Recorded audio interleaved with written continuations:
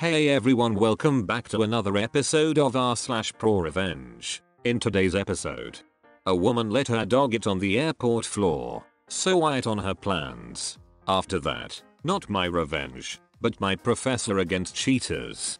Finally, so, you wanna snoop in your daughter's texts? Before we get into today's episode, remember to subscribe so you never miss another episode of r/ProRevenge. A woman let her dog eat on the airport floor, so I ate on her plans. While walking to my gate at LAX, I noticed a woman whose dog was in the middle of doing its business. The woman was loudly FaceTiming with her back to the dog, so I assumed she didn't notice. That was likely the thought shared by the gentleman who tried to get her attention. "Excuse me," Missy said, in a polite tone. The woman glared at him. "Your dog," he sheepishly continued, pointing to the mid-poop pup. The woman rolled her eyes and went back to FaceTime as the man slinked away, seemingly embarrassed. "Some people," she bellowed to her FaceTime companion with no hint of irony, "are just so damned rude." When her dog finished, the woman started walking away, leaving everything right on the airport floor. Another woman tried to stop her.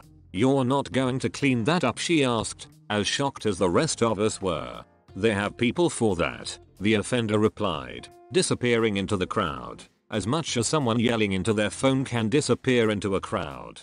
I stood near the pile and warned people to walk around it while someone else got a maintenance worker's attention. No one said anything. We were so shocked that anyone could be that horrible. When I got to my gate, the woman was there, too. Great, we were both going to Tokyo.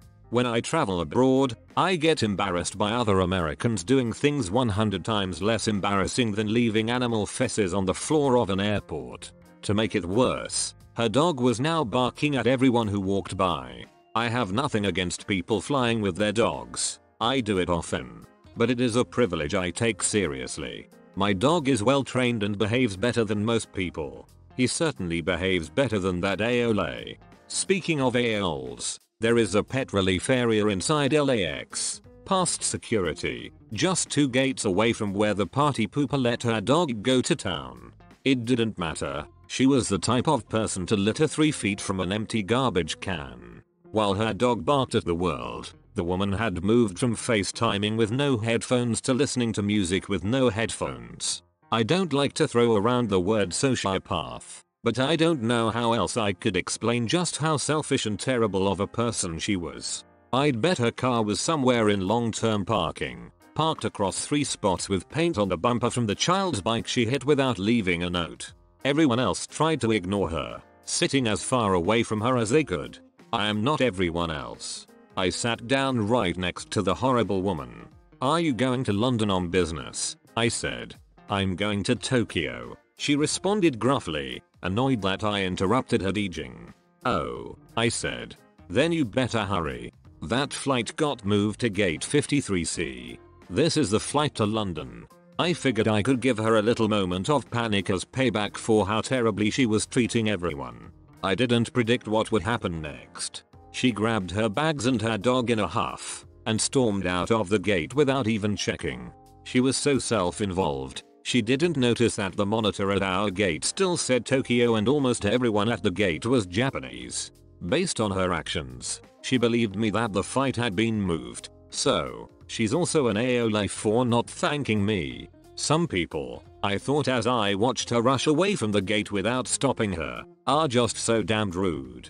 The flight to Tokyo was at gate 69A, so the 53 gates were on the other side of the next terminal. And I felt guilty knowing she probably berated some pool clerk who had to explain to her that there was no gate 53C. I don't know if she made it back to this flight before we took off or not, but I didn't see her board and I don't hear her dog.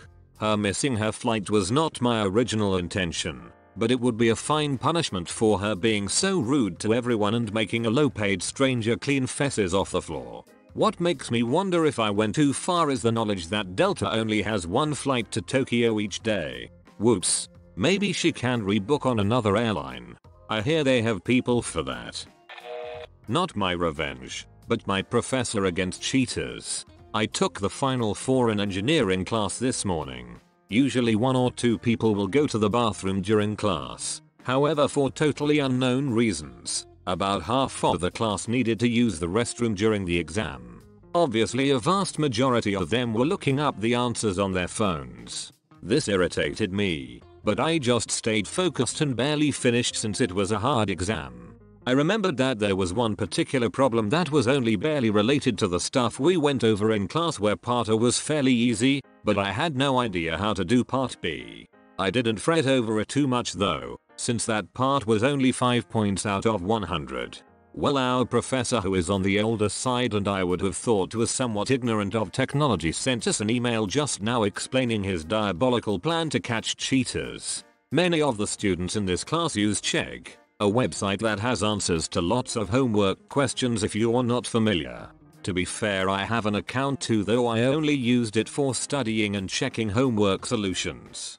Anyway, he explained that he was tired of people going to the bathroom and looking up answers on their phones, so he made the question I mentioned earlier as a trap. He purposely made part B impossible to solve, and about a month before the final, he got a Tay with a Chegg account to ask the exact question, which was distinctly worded to be unique. He then created his own Chegg account and answered the question with a bullet solution that seems right at first glance, but is actually fundamentally flawed and very unlikely that someone would make the same assumptions and mistakes independently. He said that out of 99 exams, 14 of them fell for the trap, and that everyone who had his wrong solution on their exam was given a 0 and reported to the university for violating the academic honor pledge they signed on the front. He also sent an email to all the other professors in our department giving them the list of cheaters. So, you wanna snoop in your daughter's texts? So I'm married to a wonderful woman. She's smart, funny and very kind.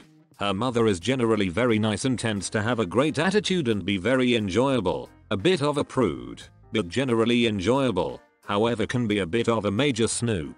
If my wife leaves her phone sitting around, she will just pick it up and start going through it. My wife has kind of laughed this off as a remnant of her mum being controlling when she was a kid. I'm not a fan of this, because my wife and I will sometimes text about things that simply don't involve her mother, and I don't feel our business at all. So over Christmas I saw my wife set her phone down on the kitchen counter, and I had a brilliant idea.